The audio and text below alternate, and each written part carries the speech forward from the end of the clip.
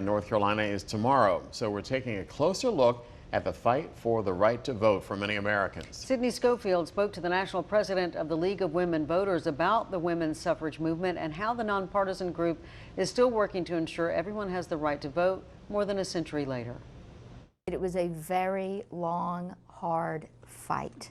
For more than 70 years, women, and some men too, fought in all kinds of ways to ensure women had the right to vote.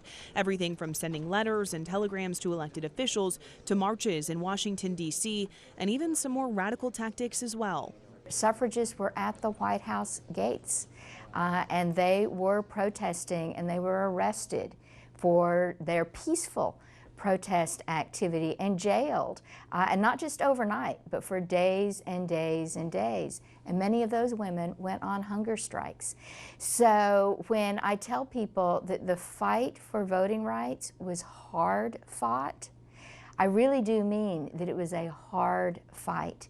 We spoke with Diana Wynn, the national president of the League of Women Voters, who happens to live in Wake County, to get a better idea of what that fight looked like in North Carolina. Things got really hectic in the states, including in North Carolina.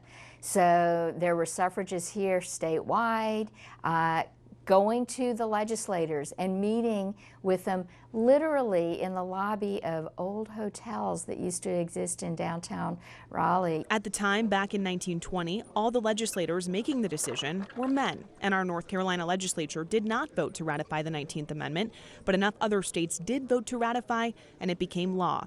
There was still work to be done. Women needed to be educated on the process before casting their first vote. The League of Women Voters had just formed, and they offered citizenship classes to help women prepare for the polls. It's also important to note that the 19th Amendment largely benefited white women, and it would take nearly 50 more years before the Voting Rights Act of 1965 was signed, aimed at protecting people of color from intimidation, violence, or any other barriers to casting a ballot. Just about everybody in this nation has some sort of history in the fight for their right to be represented in this democracy by being able to cast their vote.